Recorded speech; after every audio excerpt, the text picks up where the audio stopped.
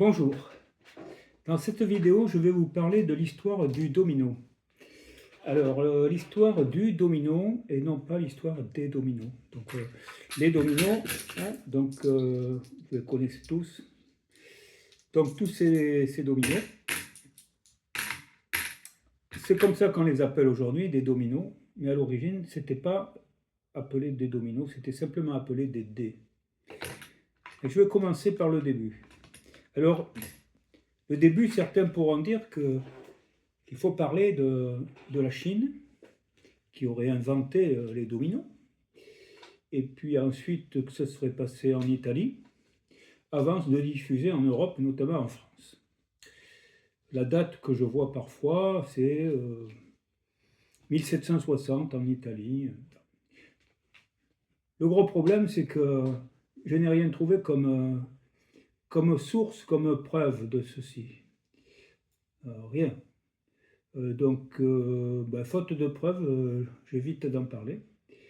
Quant à ce qui est chinois, écoutez, oui, il y a eu des jeux où, c'est pas forcément des jeux d'ailleurs, c'était tout divinatoire, je ne sais rien. En tout cas, ça ressemble à ce genre de pièces, de dés, mais c'est quand même différent. Déjà, le nombre est différent, la répartition n'est pas la même, et puis surtout, il n'y a pas de règle de jeu identique à celle du jeu du domino. Donc, je dirais que si on voulait dire que ces jeux d'origine chinoise ont abouti sur le domino en Europe, c'est un petit peu comme dire que le Sénat a abouti au bagamon, au tric-trac. Non, disons que ce n'est pas le même jeu. Donc là, on parle d'un jeu, on parle d'une règle de jeu. Donc cette règle de jeu, il se trouve elle a été publiée, on va dire, la première fois dans un journal qui s'appelle l'Avant-Coureur. Et c'était au 1er mars 1762. Donc en France, à Paris, ce journal nous apprend qu'il y a un nouveau jeu, un autre nouveau jeu. Il nous parle d'un autre nouveau jeu. Alors pourquoi dit-il un autre nouveau jeu?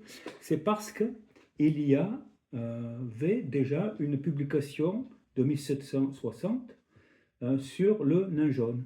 Et donc vous avez une vidéo là-dessus et aussi des articles sur mon site internet, l'Académie des Jeux Oubliés.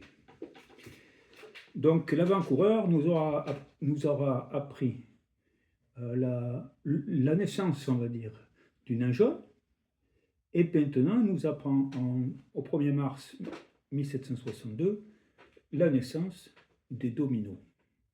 Alors il nous dit clairement que les dominos sont apparus durant le carnaval de cette année 1762. Or le 1er mars, c'est la première semaine pleine de carême. La semaine précédente, c'est celle qui contient le mardi gras et bien entendu le mercredi des cendres. C'est une semaine incomplète.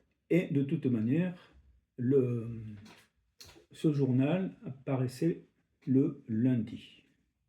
Donc elle apparaît en dehors du carnaval, la première semaine de carême complète. Et dans cette première semaine, on nous dit voilà que ce jeu a été pratiqué durant ce carnaval. Alors le carnaval, on peut penser c'est pas comme aujourd'hui. C'est pas un jour de carnaval qu'on fait n'importe quand, n'importe comment. En tout cas, on ne le fait pas pendant le carême, ça c'est clair. Aujourd'hui, on fait n'importe quoi. Donc c'est une habitude, c'est comme ça. Plus ça va, plus on est imbécile, mais bon, mais on est fier de l'être. Ok. C'est comme si on s'inventait un genre. Voilà. Quelque chose qui nous permet d'exister. Enfin, je dis nous, mais je ne m'inclus pas trop là-dedans quand même. Et d'un autre côté, donc le carême, c'est ok, il commence au mercredi des cendres, mais le carnaval, lui, commençait à la fête des rois, Donc le 6 janvier est terminé avec le Mardi Gras. Il battait son plein davantage, évidemment, dans les derniers jours du carnaval. C'est là où il y avait le plus de relâchement, le plus de fêtes. C'était des fêtes très délurées, des fêtes... bon, je vais passer les détails. Mais par contre, ce qu'il y avait de particulier dans ces fêtes, c'est que, justement, certaines personnes, allant de fête en fête, de balle en balle, se vêtissaient, bon, avec, surtout les femmes, hein, avec de longues capes jusqu'aux pieds, amples, et une capuche qui couvrait les amples aussi, qui couvrait tout le visage et qui masquait donc le visage, surtout le soir où les lumières sont faibles. Alors, si on rajoutait un masque supplémentaire, on pouvait avoir l'anonymat. C'était le but recherché. On pouvait avoir tout et n'importe quoi après. Alors, voilà. Donc, le domino, c'était quelque chose que ce vêtement qui était important. En fait, il est emblématique de la période du carnaval. Or, voilà qu'un jeu apparaît qui n'existait pas. Je ne vais pas détailler le jeu, j'en ai déjà parlé. Le jeu, bon, tout le monde le connaît. Hein. Ce sont donc ce qu'on appelle en fait des dés. Des dés, pourquoi? Parce que en fait, c'est comme si on voyait deux surfaces de dés qui seraient le résultat d'un lancer de 2 dés, comme au backgammon, au tric-trac, au jaquet, tout ce que vous voulez. Des dés à 6 faces. Voilà. Donc ça va de 1 à 6. Alors vous avez donc toutes les combinaisons possibles. Et entre 1 et 6, donc, vous avez 21 combinaisons. 21 combinaisons. Ah, mais vous allez me dire, oui, mais il y a 28. Il y en a 28 dans une boîte de dominos classique. Oui, parce qu'il y a le blanc. Mais le blanc n'existait pas. Au tout début, le blanc n'existait pas. Donc, il n'y a que 21 dés. Bien, nous sommes donc en début de 1762. Dès la fin du carnaval, il y a des tabletiers qui se sont chargés donc de créer des pièces pour jouer des lamelles. Ce sont des lamelles d'os ou des lamelles d'ivoire sur lesquelles étaient gravés les points, comme les points de dés, comme on connaît. Et puis, ça facilitait le jeu. Donc, mais ils ont aussi en tiré des profits, bien entendu. Ça se faisait donc dans les magasins de jouets, notamment. Alors, c'est écrit dans le texte qui est dans cet avant-coureur. Ça, c'est dit. Est-ce que j'ai autre chose à dire là-dessus? Oui, c'est que avant que ces pièces en os et ivoire soient créées, on jouait, au tout début, pendant le carnaval, c'était plutôt joué avec des cartes, des petites cartes, parce que il est bien dit dans la règle qui est fournie avec, que ces cartes sont alignées en forme de tableau, comme on fait avec nos dés actuels, ce qu'on appelle des dominos, actuellement. Voilà. Donc au début, vous voyez, il n'y a pas de dés blanc d'un côté et noir de l'autre. Ça, c'est venu après. Et c'était venu après. Et ensuite, c'est maintenant, on avait perdu l'origine du domino, que l'on va penser que c'est parce qu'il y a ce blanc et ce noir, ça fait penser aux vêtements justement des dominicains. Donc dominicain, après on sort une formule religieuse derrière qui se termine par domino, et puis voilà. Non, c'est pas ça parce que ça c'est arrivé après. Au tout début, c'était simple comme pièce. Ça, c'est une chose. Donc, on élimine. Il reste le vêtement. Alors, le vêtement, moi je dis oui. Je dis oui, le vêtement. Pourquoi? Je l'ai dit, le domino est emblématique du carnaval. On crée un jeu, parce qu'on peut penser que c'est un jeu commercial, hein, créé par les tabletiers ou un commanditaire de jeu. Et créer ce jeu, il faut lui donner un nom. Le carnaval, le domino, c'est parfait. Ça tombe bien. Et d'ailleurs, le jeu s'appelle bien le jeu du domino. Du domino. Pas des dominos, du domino. Et dans la règle qui est donnée, on ne parle jamais de domino en parlant des dés, des cartes, mais on va dire des cartes, des dés, et on ne va pas parler de domino, comme on fait aujourd'hui. Donc ça, voilà. Alors bon, moi je retiens, origine, le vêtement. 21 dés, il n'y a pas de blanc, je vais expliquer.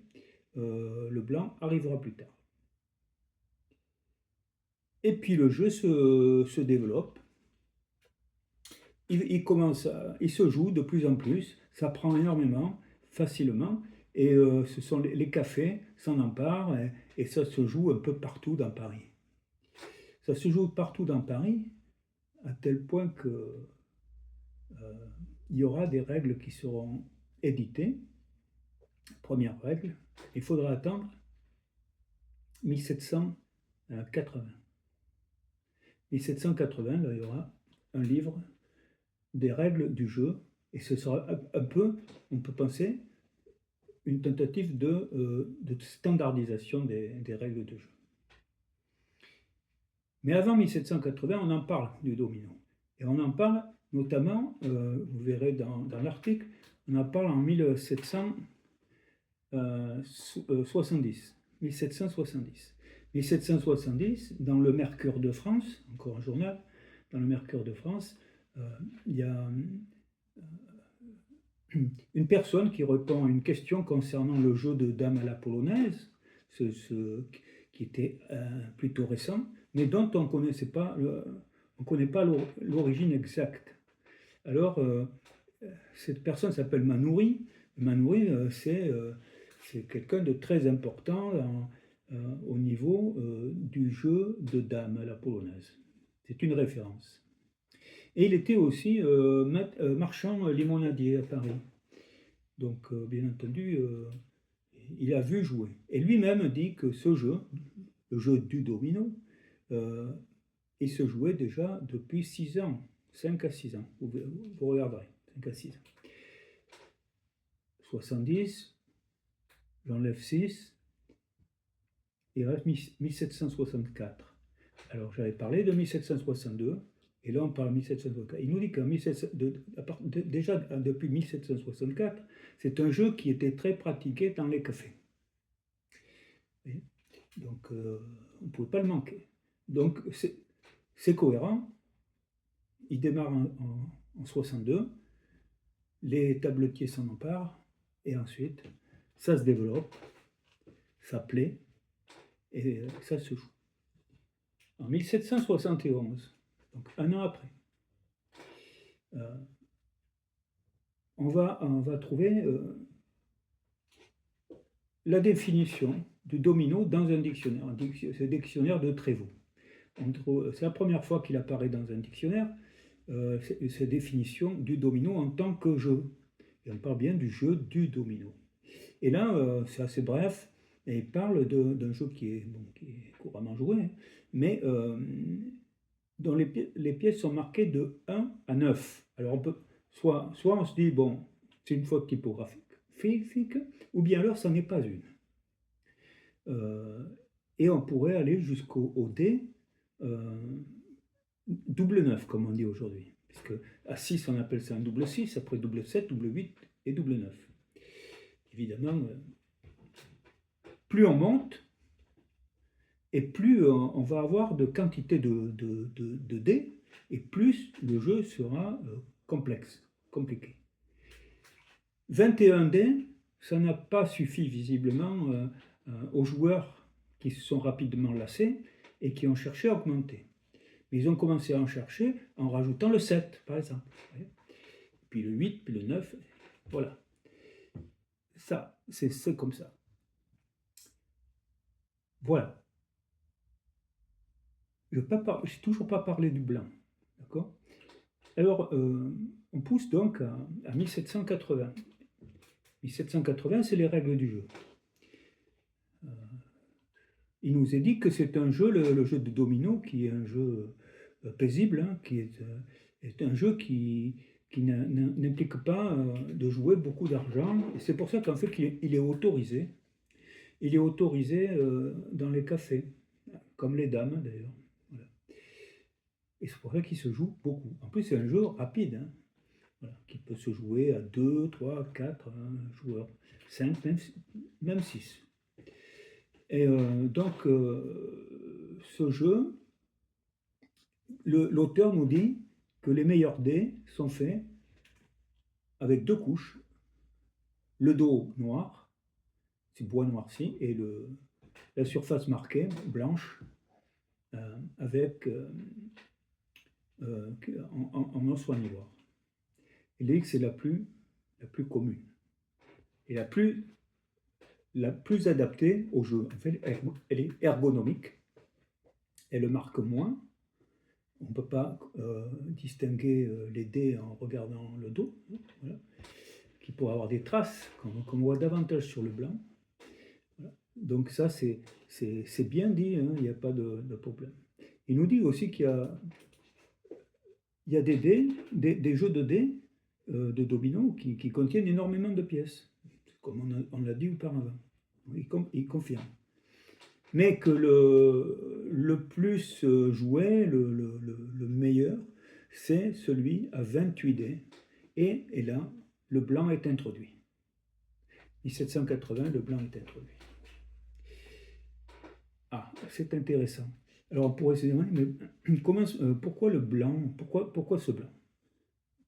Parce qu'en fait, si on joue avec des dés et qu'on veut augmenter le nombre, je dis, il faut augmenter simplement le chiffre marqué, le nombre marqué. Donc on a 1, 2, 3, 4, 5, 6, c'est classique, tout le monde les connaît, c'est facile, c'est comme les dés, c'est instantané. On voit le nombre que ça représente. Après, une manière d'augmenter, c'est d'ajouter le 7, comme on a vu. Et si on ajoute le 7, on va mener à 28 dés. Mais le 7, c'est un peu perturbant quand même, pour les habitués des dés classiques. Et évidemment, c'est pas comme aujourd'hui. Aujourd'hui, on va jouer avec des dés avec des faces de plus en plus nombreuses ou plus faibles. À cette époque-là, on jouait avec des dés à 6 faces, essentiellement. Donc, le mieux, c'était quoi? Pour garder les 28 dés, vous voyez, pour passer de 21 à 28, c'est quand même pas mal. Hein. Et bien, que faire? Au lieu de mettre un 7, mettons un blanc. C'est pareil. C'est pareil et ça ne perturbe pas du tout. Voilà. Ce qui n'empêchera pas les joueurs de vouloir encore augmenter en rajoutant le 8 et puis le 9. Voilà. Je crois que le 9, ça ramène à 55 dés. Avec le blanc, hein. 55 dés. Mais nous retiendrons qu'en 1780, même si des jeux avec des quantités importantes de dés existaient, c'est la configuration blanc et 6 points qui va être la plus jouée, et c'est toujours la plus jouée. Parce que c'est la plus pratique. C'est celle qui rappelle le dé à 6 faces, qu'on a l'habitude de jouer dans n'importe quel jeu. Voilà ce que j'avais à vous dire. Donc, quant aux règles du jeu qui nous sont données, eh bien, ces règles du jeu, elles sont assez complètes, elles n'ont pas changé. Donc, on joue à 2, en tête-à-tête, etc. On peut jouer à 3, mais enfin, là, on va jouer aussi à 4 individuellement, et 4, par contre, il y a quelque chose qui est ajouté, c'est de jouer à 4, à 2 contre 2, en équipe croisée, vous voyez, comme à la belote. Bon, alors ça veut dire quoi? Euh, Ça, c'est un jeu très intéressant, c'est un des plus intéressants, nous dit l'auteur. Et l'autre chose qu'il nous dit, c'est l'appellation qu'il lui donne. Il appelle ça le piquet voleur. Le piquet voleur. Ça c'est surprenant. Hein, piquet voleur alors qu'on est au domino. Ah, alors que dire? Que dire? Piquet voleur. Et c'est le jeu de domino. À 4. À 4 en équipe. Alors c'est un jeu qui se joue en 100 points comme le piquet. Bon, ça, voilà, ok. Après, difficile à trouver d'autres relations avec le piquet. Mais les règles du piquet, les cartes, n'ont pas cette configuration-là, à cette époque-là. On n'en trouve pas de règles comme ça. Où on joue par équipe croisée. On ne voit pas. Bien. Donc, ça veut dire quoi? Ça veut dire que pendant tout le XVIIIe siècle, enfin, depuis 1780, je dis parce que c'est là qu'apparaît cette règle, jusqu'à Napoléon, on va dire, eh bien, le domino, qui se joue à 4 par équipe, eh bien, est appelé le piquet voleur. Ce n'est qu'après, je crois que je dirais vers 1820, que ce jeu va être appelé le domino voleur. Alors pourquoi changer?